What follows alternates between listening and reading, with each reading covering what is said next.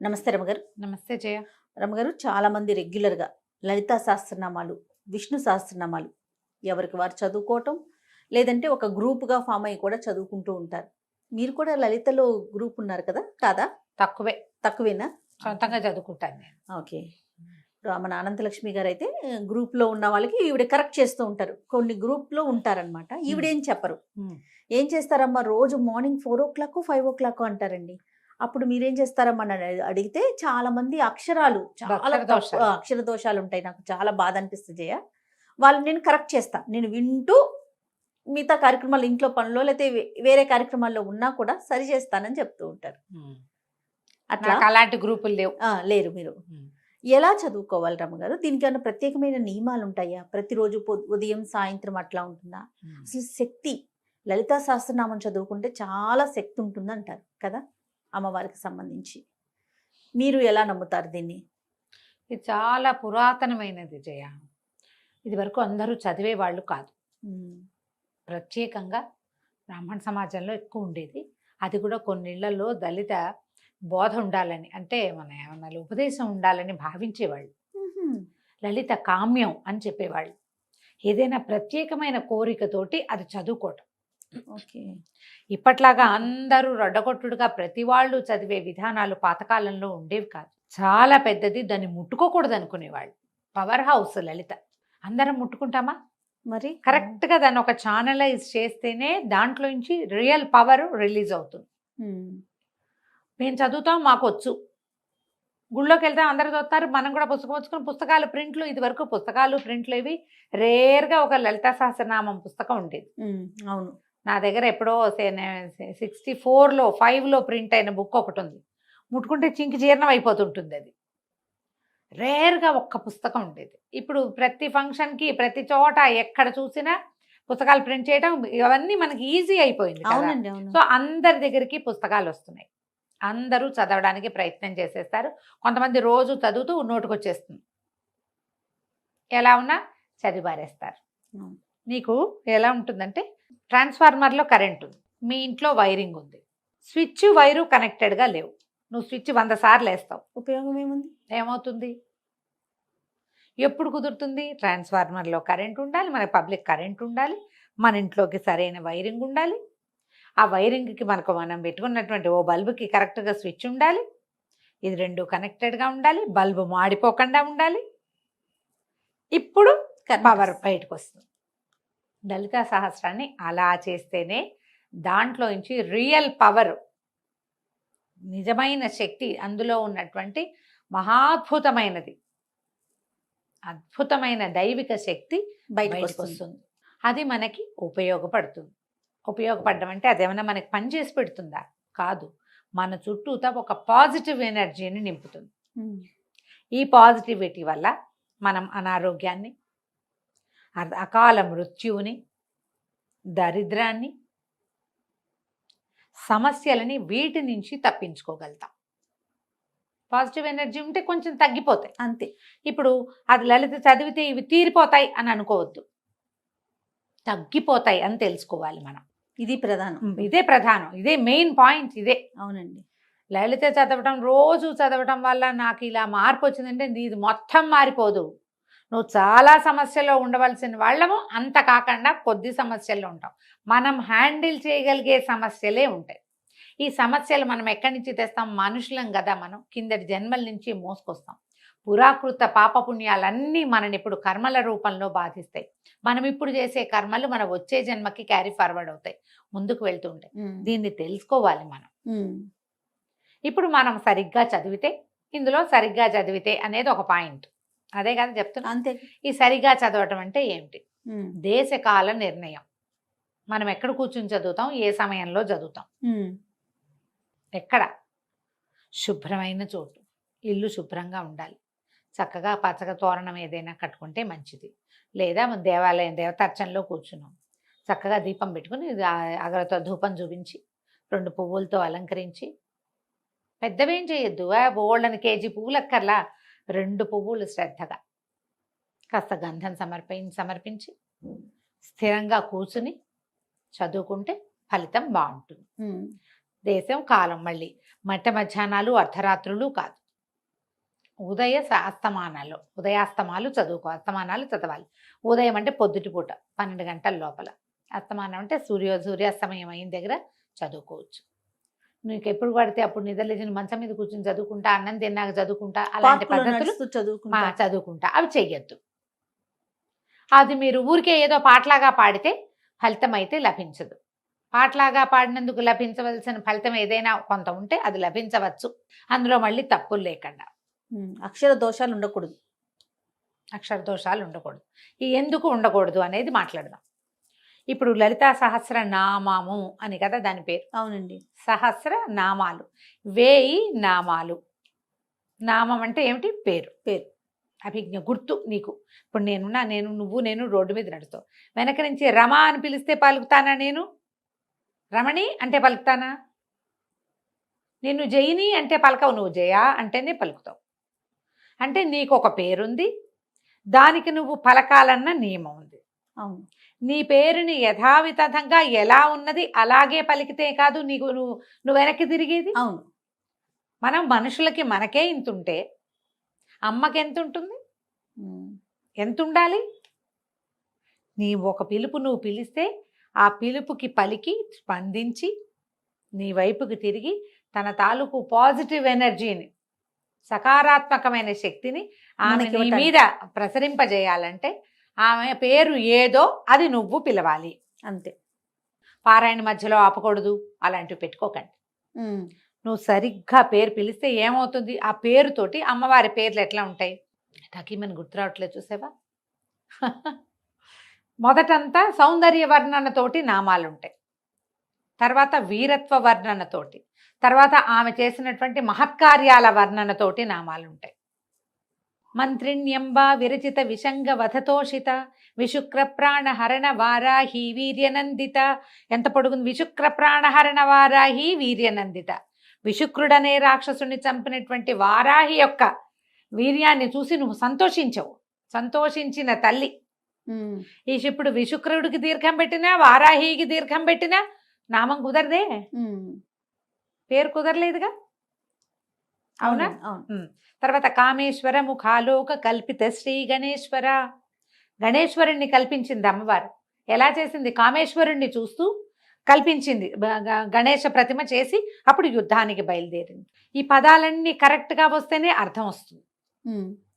ఎలా? నీకు ఇంకో ఈజీ తెలుగులో చెప్తా. ఇప్పుడు మా ఊరి పేరు, మా నాన్నగారి పేరు నేను అని తెలియాలి. నువ్వు ఫలానా వాళ్ళకి ఒక అమ్మాయి ఆవిడ టీవీలో మాట్లాడుతుంది అని చెప్పైతే వాళ్ళకి తెలియలేదనుకో, ఎవరో పెద్దవాళ్ళు. కాదండి, చిట్టుగూడూరులో నరసింహాచార్యులు గారని ప్రిన్సిపాల్ గారు ఉన్నారే, వారి ఆఖరి అమ్మాయి అనగానే నేను అని తెలుస్తానా? అంతే. 5వ అమ్మాయి అంటే నేను తెలియను. చిట్టుగూడూరు కాకుండా పొడగట్లపల్లి కాలేజీ అంటే వేరే వాళ్ళు ఎవరో వస్తారు. చూడు, ఇప్పుడు మనం కరెక్ట్గా ఫలానా ఫలానా ఫలానా పనిచేసి ఫలానాగా సంతోషించిన తల్లి, ఈ అన్ని ఫలానాలు కుదరాలి. ఇట్లా కుదిర్చి మీరు నామాలు చదివితే ఆమె పలుకుతుంది, తననేనని స్పందిస్తుంది. స్పందించే రకపుగా మనం నామం చదవాలంటే నువ్వు అర్థంలో మార్పు రాకుండా, అక్షరాలు చెడగొట్టకుండా చదువుకోవాలి. ఓకే. కొన్ని చదువుతాం, కొన్ని తేలిగ్గా ఉంటాయి, కొన్ని పదాలు చిన్న చిన్నవి ఉంటాయి, కొన్ని పేర్లు అప్పుడు చదివేస్తాం. అరుణాం కరుణా తరంగితాక్షీం క్లియర్గా ఉంది. ధృత పాశాంకుశ పుష్పబాణ చాపాం, ఇది కూడా క్లియర్గానే ఉంది. ఇలాంటి చిన్న చిన్న పదాలు అప్పుడు పలికేసి పెద్ద పెద్ద వాటి అప్పుడు ఏం చేస్తాం? అది మొత్తం ఒక సమాసం అనుకో, ఓ ముక్కటు ఓ ముక్కిటు కట్ చేసేస్తాం. కొన్ని చోట్ల అక్కర్లేని దీర్ఘాలు పెడతాం, కొన్ని చోట్ల ఒత్తులు పెడతాం. చాలామంది ఎక్కువగా చేసే పొరపాటు దుష్ట దూరా దురాచార శమని దోషవర్జిత చదవాలి. దుష్ట దూరా దురాచార శమని దోషవర్జిత చదువుతారు. దుష్ట దూర కనపడుతుంది, దుష్టుల్ని దూరంగా ఉంచుతుంది. దురాచార అంటే అమ్మవారిని దురాచారం చేస్తున్నాం మనం, ఆమెకు దురాచారాలు ఉన్నాయని చెప్తున్నాం. శమని అంటాం, ఆ శమని దేనికి ఏమిటో, దురాచార శమని అని రావాలి. అదొక పదం, అదొక పదం. ఇది మొత్తం సమాసం. ఎలా? దురాచారాలని పోగొట్టే తల్లి. చూడండి ఎంత అర్థం మారిపోతుందో. దోషవర్జిత, దోషాలు పోగొడుతుంది తల్లి. ఆమెలో ఏ దోషము లేదు, మనం ఆమెను ఆశ్రయిస్తే మన దోషాలని అమ్మ పోగొడుతుంది. పదాలకి అర్థం తెలుసుకోగలిగితే అద్భుతంగా ఉంటుంది. ఓకే. మన వల్ల అంత కాదు. తప్పు లేకుండా చదవటం. నువ్వు పారాయణ చేసేయాలన్న తాపత్రయంతో గడగడ గడగడ గడగడ చదివేసేయటం. గుళ్ళోకి వెళ్తారు, ఆ గుళ్ళో అర్చన అవుతూ ఉంటుంది, దేవాలయంలో అర్చనతో పాటు మనం ఇది ముందు ఇది ఫినిష్ చేసేయాలి, అక్కడ చూడం, అక్కడ దృష్టి ఉండదు, ఇది ఫినిష్ చేసేయాలి, అక్కడ చదివేసుకోవాలి. ఈ పుస్తకం చూస్తారా, ఇది రాదు, ఆ పుణ్యము రాదు కదా, రెండూ పోతాయి కదా. దేవాలయంలో ఉన్నప్పుడు మీకు నోటికొస్తే దేవాలయంలో ఏం జరుగుతోందో చూస్తూ నోటికి వచ్చింది చదువుకోండి. నెంబర్ 1, ఇది స్ట్రిక్ట్ రూల్. పుస్తకం చూడొద్దు. విడిగా ఉన్నప్పుడు పుస్తకం చూసుకుని చదువుకోండి. అర్చనంతా అయిపోయింది, మూల కూర్చున్నారు, పోయి అక్కడ కాసేపు కూర్చోవాలి కదా, అప్పుడు పుస్తకం పెట్టుకుని మెల్లిగా చదువుకోవచ్చు. అర్చనా కాలంలో మీరు చేయాలంటే శ్రీమాత్రే నమః చెప్పుకోండి. పొట్టిగా అరుణంకరణాతరం తక్షణ ధ్యాన శ్లోకం అందరికీ నోటికి వస్తుంది, అందరికీ వస్తుంది కదా, ఆ శ్లోకం చదువుకోండి. ఒక్క శ్లోకాన్ని మీరు రటనగా 10 సార్లు 11 సార్లు 14 సార్లు చదివినా ఏమి తప్పలేదమ్మా, చాలా మంచిది, విశేషమైన ఫలితం లభిస్తుంది. ఇలా చదవండి. ఓకే. దేవాలయాల్లో చదవలసిన విధానం మీకు నోటికొస్తే ఏం ఇబ్బంది లేదు. ఈ నోటికి రావడానికి ఎవరితోటైనా చెప్పుకుంటే ఎక్కువ మంచిది. మనమే చదువుకుంటే తప్పులు ఉన్నాయా అనేది కరెక్షన్ ఉంచుకోండమ్మా. ఇది ఎలాంటి పని చేస్తుందో చెప్తాను జయ, ఇది నా స్వానుభవం. మనం ఒక తప్పు కరెక్షన్ చేసుకున్నాం, ఏదో చదువుతున్నాం, ఎవరైనా కరెక్షన్ చెప్పారనుకో కోపం వస్తుంది చాలా మందికి. నీ తప్పులు చూపించకూడదు, అవునా కదా? అవునండి. కోపం వచ్చేస్తావు, అరికాలి మంట ఎక్కిపోతుంది. అవును అవును. మీరు ఎప్పుడు మీ జీవితంలో తప్పులు కూడా దిద్దుకోరు అలాంటి వాళ్ళు. అంతే. నువ్వు ఇక్కడ అక్షర దోషాలు గనక నువ్వు దిద్దుకుని దాన్ని కరెక్ట్ చేసుకున్నావంటే నీ జీవితంలో నువ్వు చేస్తున్న పొరపాటు నీకు కనపడేలాగా చేస్తుంది అమ్మ. కనిపించి ఇది నాది పొరపాటు, ఇది నేను సరి చేసుకోవాలని నీకు అర్థమయ్యేలాగా చేస్తున్నా. నువ్వు ఇక్కడ చేసుకుంటున్నావు కదా కరెక్షన్, ఇదేంటి మహత్తర శక్తి. అవును. ఈ శక్తి విషయంలో నువ్వు చేసే కరెక్షన్ లైఫ్ విషయంలో చేసుకునేలాగా నిన్ను చేస్తుంది. ఓకే. లేదా మీరు ఎవరైనా తప్పెత్తి చూపించగానే మీకు కోపం వచ్చి ఇరిటేట్ అయిపోయి మాకు తెలుసని ఈవిడ ఒకటి వచ్చిందండి ఇలాంటివి అనుకున్నారో వాళ్ళకు వచ్చిన నష్టమేం లేదు, మీకు చాలా నష్టం ఉంటుంది, అది తెలుసుకోవాలి.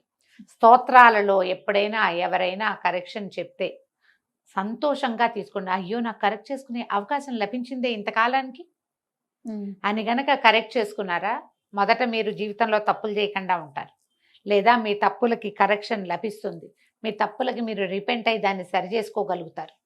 ఈ అవకాశాన్ని మీకు లలితా సహస్రనామం 100% ఇస్తుంది. ఇది ఎంత పాజిటివ్ సైన్, మామూలుగా కాదు. తర్వాత టైం పెట్టుకుని చదవబోకండి. టైం 10 నిమిషాలలో అయిపోవాలి, 14 నిమిషాల్లో అయిపోవాలి. ఇట్లా కష్టమమ్మా, అట్లా చదవకూడదు. చదివితే మీకు తప్పులు వచ్చేస్తాయి, దడదడలాడిపోతారు. ఆడిపోతారు. ధాకి థాకి తేడా ఉంది కదా జయ. అవును. తా థా దా ధా కదా, ఈ థాని ధాని కలిపేస్తాం, అవునా? అక్కడి నుంచి చూడు లా వేరు లా వేరు, లాలని కలిపేస్తాం, నా అణ రెండింటిని కలిపేస్తాం. మీరు పరిగెత్తారా ఈ పొరపాటు అవుతుంది. ఇంకో పెద్దది చెప్తాను, శశసహాలు సావేరు సావేరు షావేరు. ఇప్పుడంతా శివుడే అంటున్నారు. అవునండి. శివుడు కాదమ్మా, శివుడు. విజిల్ రావాలి. సి అన్నప్పుడు సా గుడిస్తే సి కాదు, మెలికి షా, ఆ షా రావాలి. షా రాదు చాలా మందికి, షా వస్తుంది. మనం ఇక్కడ తెలంగాణ వెళ్తే చేసిండు అంటారు, చేసినా అంటారు, చేసినా అనరు. సాని షా అనేస్తారు. నువ్వు మామూలు భాషలో ఎలాగైనా మాట్లాడుకో, స్తోత్రాల్లో సాని షా చేస్తే ఎట్లా కుదురుతుంది? శివ శివ శివ అంటే రాడమ్మా శివుడు, మీరు అర్థం చేసుకోండి.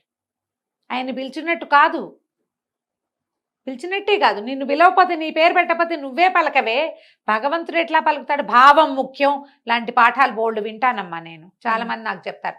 అలా ఏముందండి, భగవంతుడికి భక్తి చాలా ఇంపార్టెంట్. ఎవరికి భక్తి ఇంపార్టెంటు? చదువు రాని వాడికి, చదువుకోని వాడికి, అక్షర దోషం అర్థం కాని వాడికి, వాడు ఎట్లా పిలిచినా దేవుని రారా అని పిలుస్తాడట. వాడెవడో ఒక పల్లెటూరు వాడు వచ్చాడు, అతను కిష్టయ్య ఎక్కడన్నావురా, ఇట్లా చంపుతున్నావు అంటే కృష్ణుడు వచ్చి పాలు ఊచుకొచ్చి పాలు తాగు పడుకో నిద్రపో, నేను నిన్ను ఇంటికి తీసుకెళ్తానని తీసుకుపోయాడు. రారా కిట్టయ్య అంటే వచ్చాడు. నేను రారా కిట్టయ్య అంటే పాలేరు వస్తాడు, కృష్ణుడు ఎందుకు వస్తాడమ్మా? నేను చదువుకున్నా కదా, చదువుకున్నాను, కృష్ణుడిని ఇలా పిలవాలని నేను తెలుసుకున్నా. ఇక్కడ ఇంకొక చిన్న ఇబ్బంది జరుగుతుంది రమ్మగారు. పొద్దున్నే ఏదో మాటల మీద దసరా హాలిడేస్ అంటుంది మా పాప ఆ. హనీ. ఆ. ద షా కాదే ద సా సరిగమల్లో సా అని చెప్పా. ఆ. మరి ఇంగ్లీష్ లో రాసేటప్పుడు ఎస్హెచ్ అని రాసాం, మేము ఎస్హెచ్ అని రాస్తున్నాం, ఉమ్. అందుకని నేను షా పలుకుతున్నాను మమ్మీ అని చెప్తోంది. ఉమ్. అది దానికి ఏం దాన్ని చేయలేం. మనం ఎవరిని సరి చేయాలి ఇప్పుడు చెప్పండి? ఇవి లేటెస్ట్ పిల్లలు లలితా ఆ. సహస్రాలు లేటెస్ట్ చిటి పిల్లలకి రావు రావు కదా, అంటే పెద్దవాళ్ళకి ఇంక ఇప్పుడు వస్తుంది. అదే వచ్చేస్తుంది కదా, అదే వస్తుంది. సా శా షా, ఇంకా వాటికి వేరియేషన్ ఏం Difference తెలుస్తుంది వాళ్ళకి? తెలీదు. డిఫరెన్స్ ఇంగ్లీష్ వాళ్ళకి తెలియదు, ఆ. తెలుగు చదివేటప్పుడు మనం మనకి కొంచెం సరి చేసుకోగలిగితే ఏమన్నా కొంచెం చిన్న పెద్దవి మార్చుకుంటారేమో. అవును, మార్చుకుంటారు కాస్త అవును. చెప్పగలిగితే. మీరు ఒక్కటే గమనించండి, తెలియని వాడు ఎలా పిలిచినా అమ్మ పలుకుతుంది. తెలిసిన వాడు తప్పు చేయకూడదు, తప్పు కరెక్ట్ చేసుకోవాలి. తప్పు జరిగినా దాన్ని కరెక్ట్ కరెక్ట్ చేసుకోవాలి, అంతేనండి. తప్పులు మార్చుకోవాలి మనం. ఈ అక్షర దోషాలని ఉండనివ్వబోకండి. లలితలో ఇలా గనక మనం లలితా సహస్రనామం ఒక్క అక్షరం లేకుండా, తప్పు సమయంతో పరిగెత్తగా, అక్షర తప్పులు లేకుండా సమయంతో పరిగెత్తేసి చేసేయకుండా తాపిగా నోటికి నిదానంగా నేర్చుకుని ఒక 6 నెలలైనా పడుతుంది జయ మనకి చక్కగా రావటానికి, తాపీగా వెళ్ళడానికి. దీనికి మళ్ళీ ట్యూన్లు సంగీతము ఏం అక్కర్లేదమ్మా. దానికి అనుష్ఠుప్ ఛందస్సు విష్ణు సహస్రనామం అంతే లాగానే అంతే. అలాగే. అయితే ఏంటంటే మనం మధ్య మధ్యలో ఏమవుతుంది, విష్ణు సహస్రనామాల్లో పెద్ద సమాసాలు తక్కువ ఉంటాయమ్మా. అవును. ఈ లలితా శాస్త్రంలో సమాసాలు పెద్దవి. ఓహో. మొదట 20-30 శ్లోకాలు అయితే అన్ని అమ్మవారి సౌందర్య వర్ణన కదా, అవి చాలా పెద్దవిగా ఉంటాయి. ఉమ్. ఈ ఇంత పెద్ద వాటిని మనం చేసేటప్పుడు ఎక్కడ విరవాలి అనేది మనకి సమస్యగా ఉంటుంది. సో వినాలి మనకి, అంతే కదా రమ్మగారు? వినాలి, తెలుసుకోవాలి, ఎవరితోటైనా చెప్పుకోవాలి. పెద్దవాళ్ళు చదివేది వింటే కూడా మనం అక్షర correction దోషాలను మనం సరి చేసుకోగలుగుతాం. చేసుకోవచ్చు. ఇప్పుడు నా పాటు వాళ్ళు ఎవరైనా కనపడ్డారు అనుకోండి, ఇప్పుడు అనంతలక్ష్మ గారు ఉన్నారు, వారు చేస్తున్నారు కదా. అవును. అలాంటి ఏదైనా గ్రూప్ లో చేరి తప్పులు లేకుండా చదవండి, తప్పనిసరిగా ఫలితం ఇస్తుంది. తప్పు రాకూడదు, ఇదొక స్ట్రిక్ట్ రూల్గా పెట్టుకుంటే కనుక మీకు అద్భుతమైన ఫలితాన్ని ఇస్తుంది లలితా శాస్త్రం. పొద్దున సాయంకాలాలు చేసుకోవచ్చు. విశేషించి అష్టమి, పౌర్ణమి చాలా అద్భుతమైన రోజులు. అష్టమి నాడు, పౌర్ణమి నాడు అమ్మవారిని కనుక మనం చదువుకుంటే అద్భుతమైన ఫలితం ఇస్తుంది. ఇక పౌర్ణమి నాడైతే చంద్రబింబాన్ని చూస్తూ లలితా సహస్రనామం చదువుకుంటే మానసిక సమస్యలు కూడా తగ్గుతాయి. ఓహో. పిల్లలకి నేర్పించవచ్చు. 2 శ్లోకాలు చొప్పున చెప్పినా తాపీగా వచ్చేస్తుంది. నిదానం, ఎక్కువ శ్లోకాలు కదా, శ్లోకాలు ఎక్కువ ఉన్నాయి కదా. దీనికి పూర్వపీఠిక ఉత్తరపీఠిక చదవము. మనకి విష్ణు సహస్రనామానికి అయితే పూర్వపీఠిక, స్తోత్రము, తర్వాత ఏమో అదే మన నామాలు, తర్వాత మళ్ళీ ఉత్తరపీఠిక చదువుకుంటాం. అవును, అందరికీ తెలిసినవే కదా. 3 భాగాలు ఉంటాయి, ధ్యానం భాగం ఉంటుంది, అలా కనపడుతుంది. మనకి లలితా శాస్త్రంలో సాధారణంగా పూర్వ ఉత్తర పీఠికలు పెద్దగా చదవరు ఎవరు, నామాలే చదువుకుంటాం కదా. అంతేగా, అది నేర్చుకోవచ్చు కదా. ప్రయత్నం చేసి చూడండి. నాకు కూడా క్లాస్ ఒకటి తీసుకుందామని ఉంటుంది జయ, సమయం సరిపోదు. ఇప్పుడు సౌందర్యలహరి పాఠం ఒకటి ఉంటుంది, వారానికి 1-2 క్లాసులు అనుకో. దానికే నేను ఒక టైట్ స్కెడ్యూల్ లాగా ఉంటుంది, జనాలకి కుదరాలి కదా. ఎప్పటికప్పుడు అనుకుంటూనే ఉన్నాను. సుమన్ గారు అయితే అసలు ఒకసారి పెద్ద క్లాస్ లాగా పెట్టండి మీరనే చెప్పాను, చేయాలనే ఉంటుంది. కానీ నాకు అవకాశం లేదు. ఎక్కడ మీకు అవకాశం దొరికితే అక్కడ శంకర మఠాలు అలాంటి చోట చక్కగా చెప్తారు. వాళ్ళందరూ చదువుతూ ఉంటారు. చిన్న కరెక్షన్స్ ఉంటే కరెక్ట్ చేసుకోండి. మంచి ప్రింట్ ఉన్న పుస్తకం కొనుక్కోండి. శంకర మఠంలో దొరికే మంచి పుస్తకాలలో ప్రింట్ చాలా బాగుంటుంది. వాచాదోషాలు లేవట అందులో. నేనైతే ఆ బుక్ చూడలే, నాకు 2-3 పెద్దవాళ్ళు చెప్పారు అక్కడ దొరికే పుస్తకాలు తెప్పించండి బాగుంటాయి అని.